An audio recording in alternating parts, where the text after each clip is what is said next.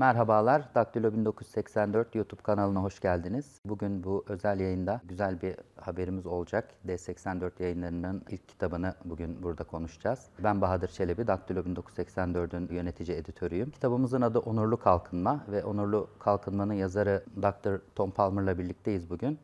İlk önce bir Türkçe giriş yaptıktan sonra İngilizce olacak yayınımız. Altyazılardan Türkçe olarak yine takip edebilirsiniz. Daktilo 1984 olarak heyecanlıyız. Yayın evimizin ilk kitabını yayınladık. Umarım çok yakın bir sürede satışta da olacak. Kitap kalkınma ile ilgili ve bence kalkınma alanına çok önemli katkı yapan bir kitap. Ve ben de kitabı çevirmekten çok büyük mutluluk ve onur duyuyorum. Daktilo 1984 olarak Türkiye'de özgürlükleri savunmak, hukukun üstünlüğünü savunmak, Türkiye'de kamusal alanın demokratikleşmesi için çabalamak, tüm bu amaçlarımız doğrultusunda çalışmaya devam ediyoruz. Umuyorum ki bu yayın evi de kitaplarla, yayınlarla bu çalışmalarımızı daha da derinleştirmemize vesile olur. Kitap hakkında İngilizce konuşmaya başlamadan önce biraz Dr. Tom Palmer'ı sizlere tanıtmak istiyorum. Tom Palmer, Atlas Network'ün uluslararası programlardan sorumlu başkan yardımcısı. Aynı zamanda Cato Enstitüsü'nde çalışıyor. Orada yazıları yayınlanıyor. Cato Enstitüsü'nden önce George Mason Üniversitesi'nde insanlık çalışmalarından sorumlu başkan yardımcılığını da yürüttü. Tom, tüm dünyada sivil toplum kuruluşlarıyla birçok çalışmaya imza attı. Özellikle özgürlüklerin savunulması ve kalkınma alanlarında. Bu kitap biraz da Tom'un tüm bu çalışmalarından yola çıkarak deneyimlerini aktardığı da bir kitap. Şimdi İngilizce bir mülakat yapacağız Tom'la. Ben ona sorular yönelteceğim. Kitabın ana argümanlarını, önemli noktalarına değinmeye çalışacağız. So, Dr. Tom Palmer, welcome to our YouTube channel. I think this book is a substantial contribution to the area of development studies. But I want to start with the name of the book first. It's Development with Dignity. So, development is a vast concept, and it's generally in social sciences studied interdisciplinary. So, we can think of development from different perspectives, like rule of law, democracy, financial development, etc. But what you have chosen is the concept of dignity in order to understand the phenomena of development better. So why did you choose the concept of dignity when you are looking into the case of development? Well, there are several reasons. One, it helps to humanize the project. Too often, development economics is presented as a technical task, usually with the population being very passive, that the state or the leaders or the IMF or the World Bank would develop a country. That's not how it works. People develop themselves. No one else can come and develop me. Even in some sense, other people cannot educate if I don't want to be educated. Education itself is something that one does with the assistance of other people, a teacher and so on. With regard to development, it's not just a technical task that can be treated in some mathematical formulation, as sometimes is taken by some economists and social scientists. It's a humanistic process. Another reason is that there are some things that people desire for the sake of other things. We want money so we can buy food and clothing and medical care and so on. And some things we want for their own sake. And dignity is one of those things. No one wants dignity in order to get something else. It's something that's in the human heart that we want. Cannot change with something else. Well, and you can't exchange it with other things. But it has a very interesting characteristic. It can be foundational to the achievement of other things that are normally associated with economic development. We think of prosperity. We think about rising standard of living. We think about living longer. Seeing infant mortality fall, being able to get to know your children and your grandchildren and even your great-grandchildren as lifespans increase. The reason is that dignity is intimately connected with the idea of enterprise, being an agent of your own future, not a passive recipient. And development requires that people do things, that they start companies, that they get jobs, that they go to better jobs, that they work on their own skills. All those things are activities. There's something that people do, not things that are done to them by someone else. And then lastly, from my own experience, I spend a lot of time in low-income developing countries, which, by the way, is sometimes a misnomer, because some of these so-called developing countries stay developing because they didn't develop. They're not developing countries. That's the problem that they face. But I have noticed that when people get a property title, for example, they were not allowed to own property, or was state property that people were squatting on for generations. They had no legal title. The first time they get that title, they don't talk like a technical economist. A technical economist would say something like, if I remember from my macroeconomics days, wow, now I have a capital asset and I have an incentive to maximize its capital value, to capture the residual. And the capital value is equal to the sum of all the future rents it will receive discounted by the rate of interest. That's what an economist would say. But the recipient, that poor farmer or a poor urban person in South Africa who got their title for the first time, they don't say that. They say, now we have something of our own. Now I can sleep in my own home. Now I have something to leave to my children and grandchildren. I have a legal existence. I'm somebody in the eyes of the law. They capture their dignity. And they feel it right now. And I've been many places where people have gotten title deeds for the first time in their lives, their ability to own their own land, their own homes, and they feel dignity. The payoff is immediate. And that's an important opening wedge to the other payoffs of rising prosperity and deepening the rule of law and deepening constitutional democratic governance and so on. So dignity, as I see it, my co-author Matt Warner, is the opening wedge to a whole set of issues that we call development generally. It's a foundational body for it's a something foundational built on. value. Yeah. Amartya Sen, in his very important book, Development as Freedom, focused on freedom, and we think this is very important. But at a certain level, even freedom is instrumentalized quite often. That we want freedom, economic freedom, in order to get rising incomes and so on. We thought that dignity is that thing that we want for its own sake, that's virtually universal, that you find all around the world, in different cultures and religions and languages and regions.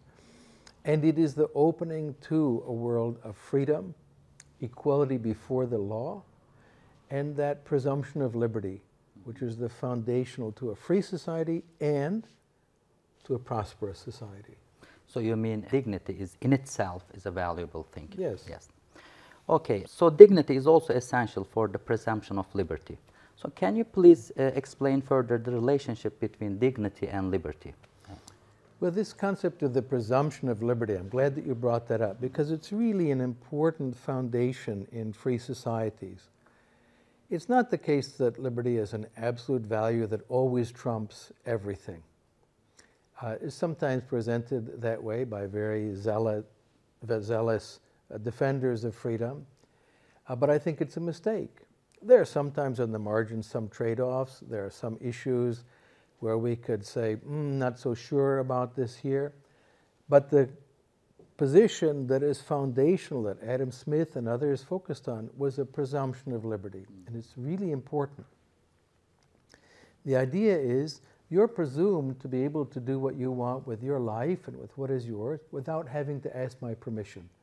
You already have permission.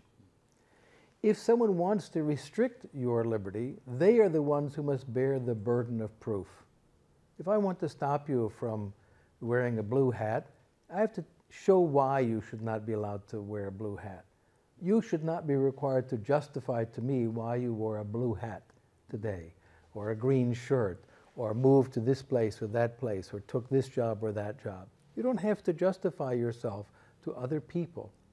People who want to restrict you are the ones who have to justify their restrictions. It is epistemologically on the same level with the burden of proof in a criminal trial. If the prosecutor wants to put you in prison and take away your freedom, they have to show why your freedom should be taken away and you should be in prison. And maybe they can, if you committed some terrible crime, but they have to show that you did it. You do not have to prove that you should not be in prison. That would be crazy. It would be an impossible world. And similarly, you shouldn't have to show why you should be allowed to move to a better job, to start a company, to do what you want to do with what is yours, some idea you have that no one else understood, like desktop computers or cell phones or all these other things that previous generations could not have imagined, that now we just take for granted. Somebody did something new. They innovated. And if they had had to ask permission first, it would never happen. That's the key. Innovation is foundational for economic growth and development. It's a topic that we explore at great length in the book, and we give lots of concrete examples of this. It's the reason why the world is richer today than it was 100 years ago isn't because we just accumulated more capital. It's because of innovation. The presumption of liberty is the foundation for innovation in society, and innovation is the engine that raises standards of living. But you are defining innovation in a very vast way in the book, so it's more than like making a novelty. It's a wider concept. Absolutely. Can you please explain it? Yeah, many people confuse invention with innovation. So you think of the scientist in the laboratory pouring chemicals or running experiments. That's experimentation, it's invention, it's very important. It's not yet innovation. Innovation is when you actually bring something to the market to offer to people, some novelty. It can be an incremental improvement on something that already exists. It can be something radically new, like Uber and ride-sharing apps, for instance. They made life a lot better for lots of us. It might even be copying something that was done in another country. And you say, wow, look at what they're doing over there. It works so well, let's do that here. That's also an innovation. But the key is it's introduced to the market, and people can decide to buy it or not buy it, pay for it or not pay for it. Others are allowed to compete with it. And it's innovation that drives economic growth. So to take a very simple example, this is why old-fashioned economic theory has failed. They talk about capitalism, Marxists and others, and they always focus on capital. It's capitalism that Karl Marx hated. He thought that you got this because you just accumulated capital. It's just wrong. It's totally false as an economic theory. And if you think about it for a moment, you'll see why. We didn't go from the horse to the internal combustion engine because they added another horse. That would be adding to the capital stock, another horse, and then you had automobiles. It was innovation.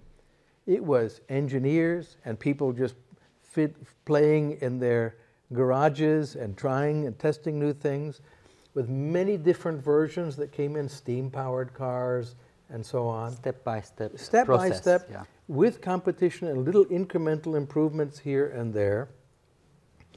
But it wasn't because we just added more capital. Now, more neoclassical economists for some time thought, well, it was savings rates. You get economic growth when people save more. It's a reasonable theory, but we can test it against experience. It's not true. Very poor societies often have extremely high savings rates. Think about a subsistence agricultural society. Their savings rate is about 50%. You grow wheat or corn or barley, and you have to save 50% of it to seed for the next year. That's a 50% savings rate. As incomes go up, savings rates like that collapse. They fall down dramatically, and yet they continue economic growth. The reason is it's not savings that's driving the economic growth, it's innovation. Now, just to be very clear, I'm all in favor of saving, and I save money myself. That's how I become wealthier, or you become wealthier. We earn money, we don't spend it all, we save some, we put it into some investment that the government's inflation cannot destroy.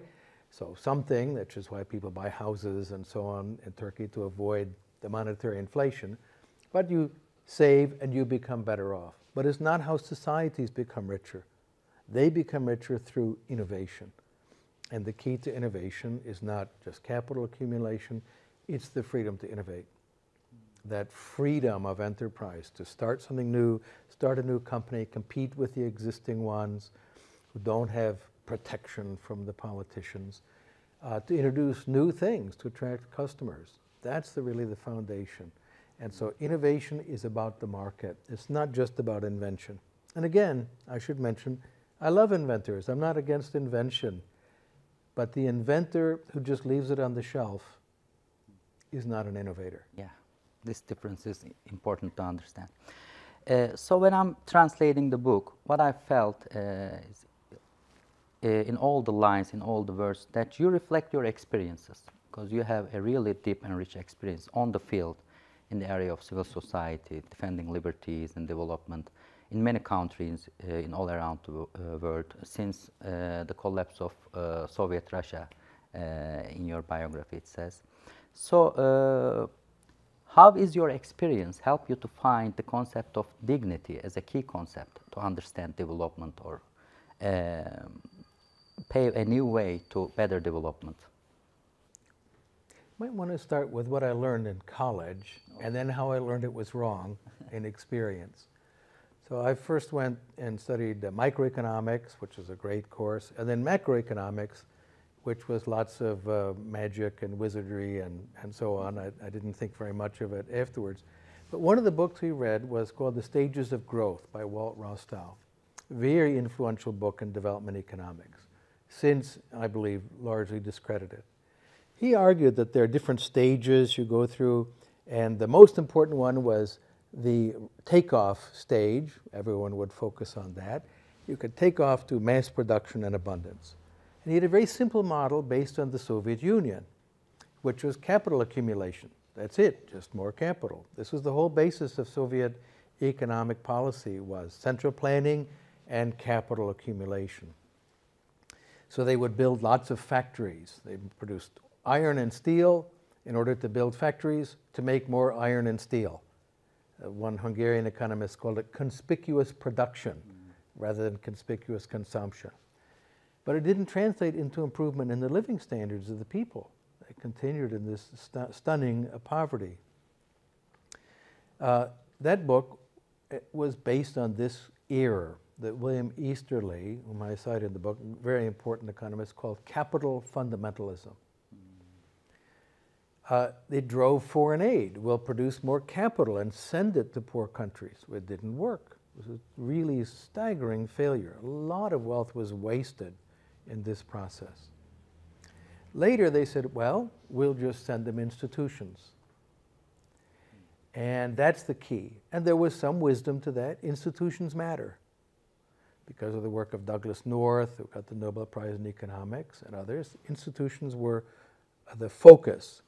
So in groups like the World Bank and USAID and the IMF said, well, it's institutions. But it was the same mentality. We'll just impose them on you. They were not domestically grown. So now let me give you a personal experience. So I was in the Soviet Union and in other communist countries. And I learned a lot about how these political economies work or don't work. In Romania, I saw how harmful the foreign aid agencies were. There was discussion when I was there, just after the Ceausescu's had been removed from power, shot by their friends, and there was so much tumult, and people were saying, we need something different. And the people from the American government came and said, oh, you need a stock market. Okay. How do you get a stock market? Oh, you take 3,000 pages of American regulations from the Securities and Exchange Commission, and we will finance you to translate them into Romanian. Well, that's not how the US stock market started, or the stock markets in the Netherlands or Britain, or stock markets in Turkey, which also existed in the 19th century. They didn't start by copying from English thousands of pages of detailed regulations. That's not how you start it. But from the perspective of these government bureaucrats, that's what it is. You can't have a stock market without 3,000 pages of regulations. And then they said, and we'll buy computers for you. You need computers to have a stock market. Well, they didn't have computers in the 19th century or through most of the 20th century, and yet there were stock markets.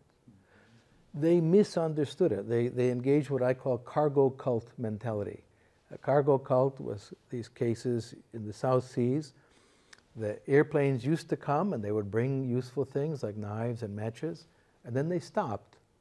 So they built runways that looked just like an airport runway, all out of wood, with a wooden tower and a man with coconut shells and antennae, hoping to bring the big airplanes down again. Yeah. It didn't Perfect work. imitation of Perfect the scene. imitation, but a failure, as we could expect. And this was very similar, with just imitation of the external form.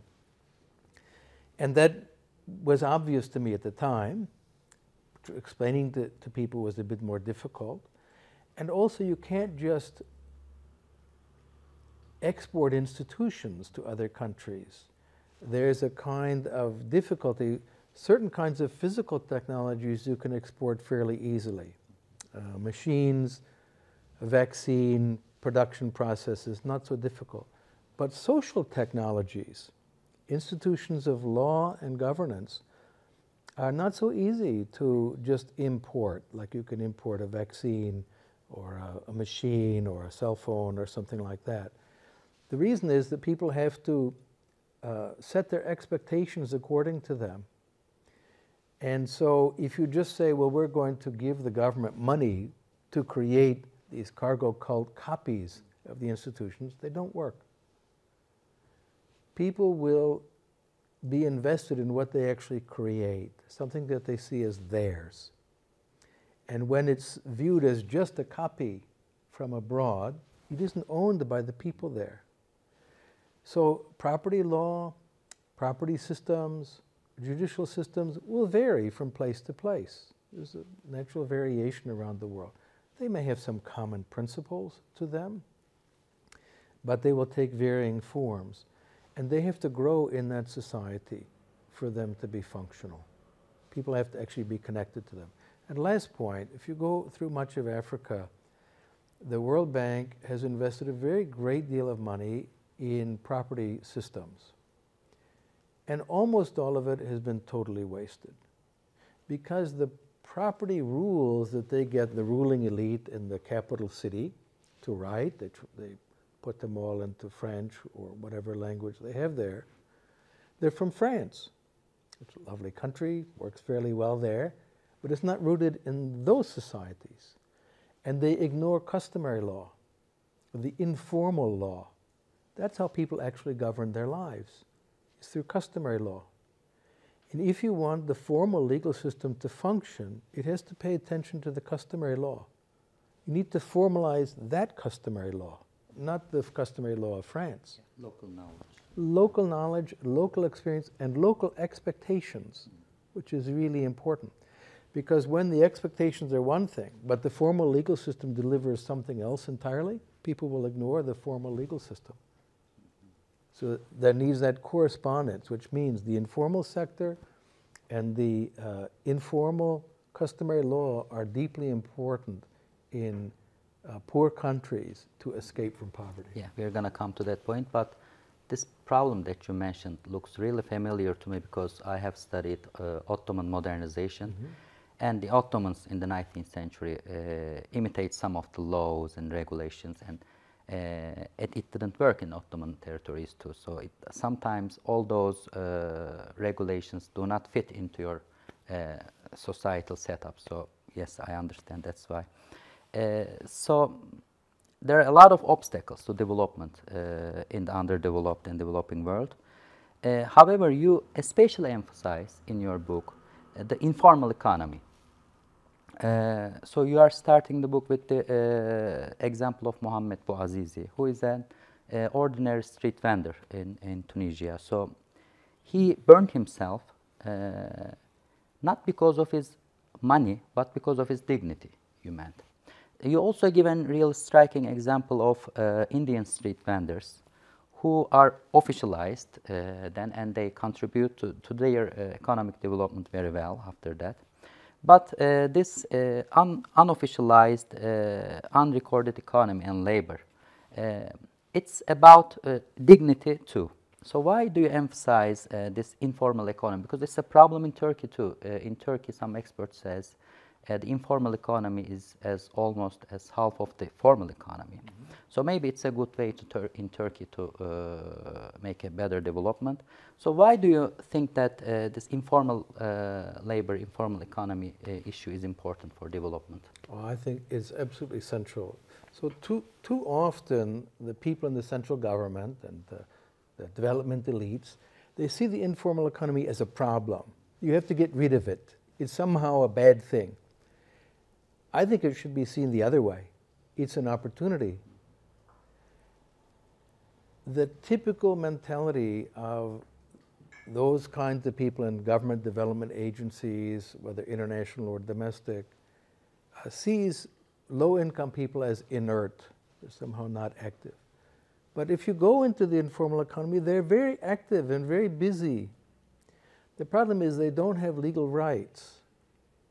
So to give you a very simple example, that Dr. Parth Shah, who was one of the architects of the Indian reforms, which had a huge impact on tens of millions of vendors and over 1 billion people as consumers. Because if you go to India, a lot of business is done on the street. You get your hair cut, you get your food, you get clothing, you get cell phones, you get car parts, anything. It's a huge amount of business. They are all informal and unrecognized. Unrecognized. Well, it is now more recognized.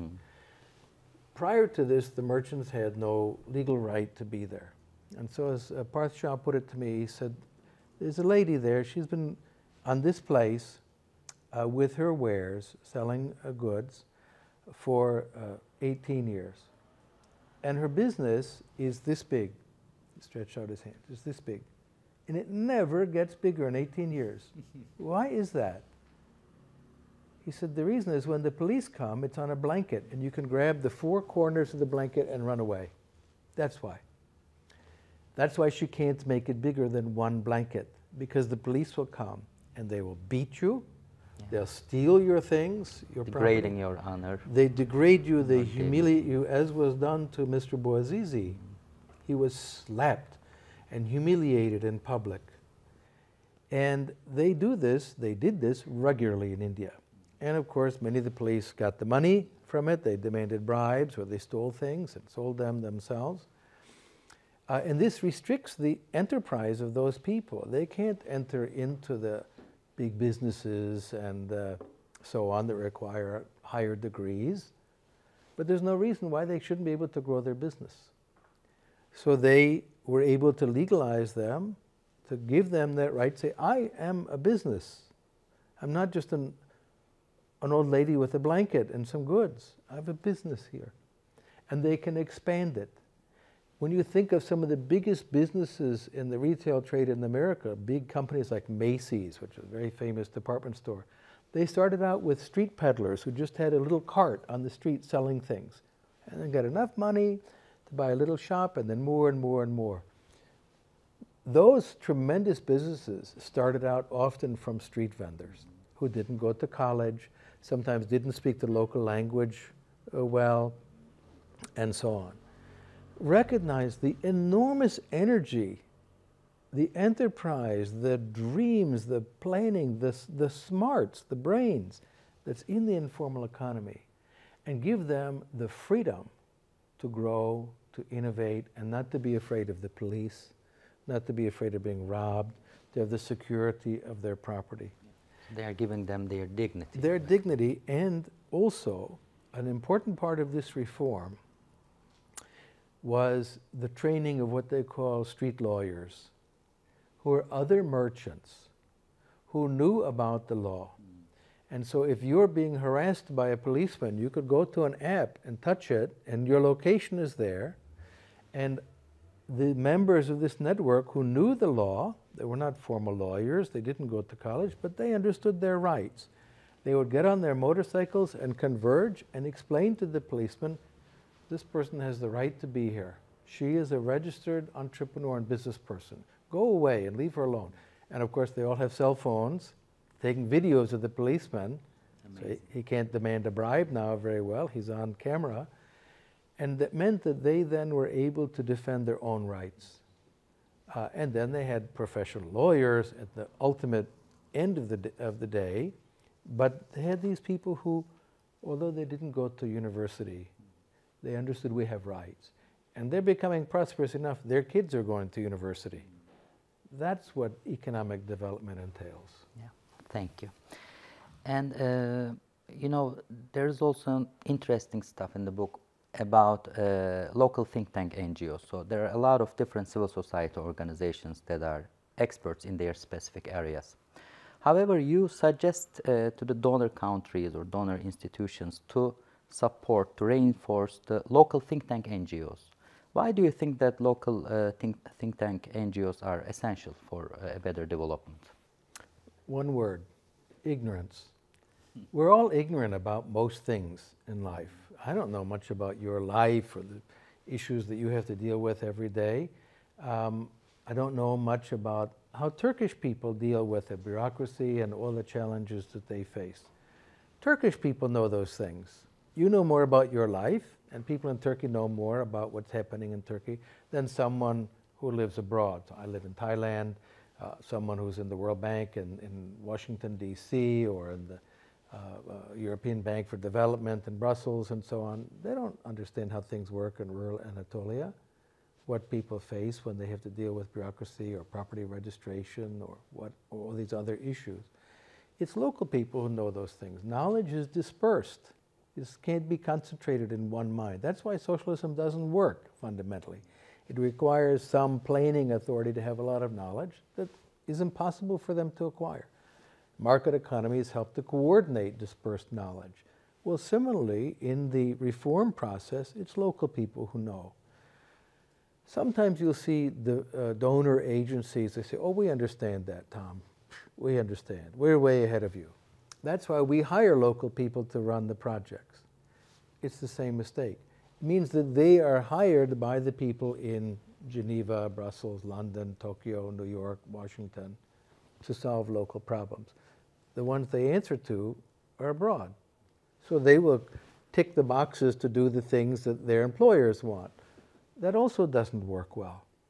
So our approach with our organization, we do make small grants. In the big picture, $5 million a year in grants is not a huge amount.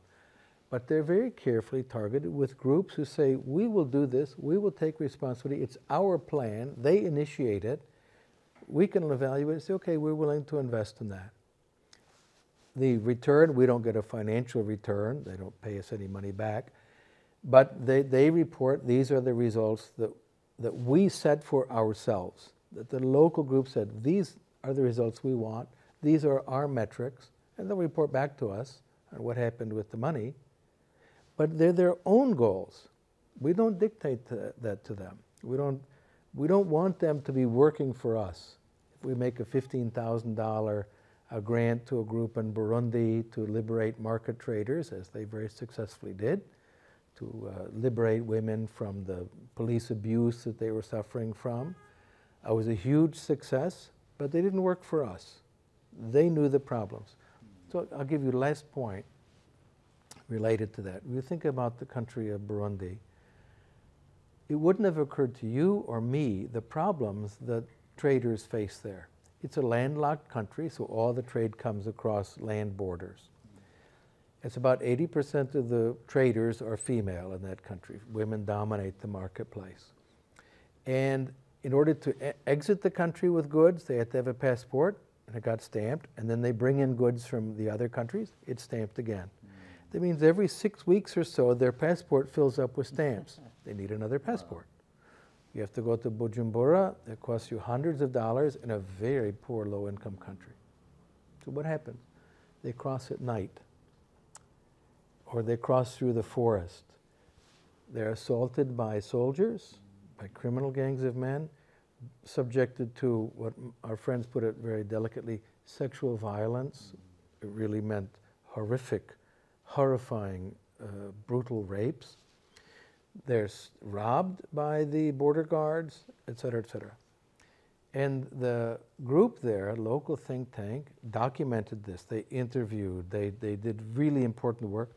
They went to the capital, they said, you see the problem? You don't see them. And they succeeded in replacing the passport with a simple border crossing card. No stamp, go in, out, nothing. So they go during the daytime when it's safer. they don't get robbed, their incomes rose. They also abolished a lot of totally foolish colonial era regulations. You had to have a certificate of origin, that the chickens were laid by Burundian hens. Who cares? Right? Nobody cares. But it had to be there, or you got a fine and the police would steal from you. They said, get rid of this. And the consequence was a real improvement in the incomes and living standards of those traders and lower prices for consumers. Tremendous win, but no one in the World Bank, IMF, or I and my colleagues would have ever thought that that was the problem that could be fixed. The bureaucratic problems also sometimes countries like Burundi, the colonization process brings about those regulations and still continues. They got stuck with European colonial bureaucracies. Yeah. Unfortunately. Extremely harmful to them, yes. We are also having the same problems in Turkey with bureaucratization, you know, a lot of regulations when you are starting a new business. So thank you so much, Dr. Tom Palmer. It's a really lovely interview. Well, thank you. I think. And as Daktilo 1984 is our first book from our newly born D84 Publishing House, I hope there will be new ones coming. Thank you so much. Thank you. It's great fun. Really great fun. And I should have mentioned, if there's an opportunity, it's really an honor to have a book translated. It's like having a grandchild. It's an honor for me. Okay.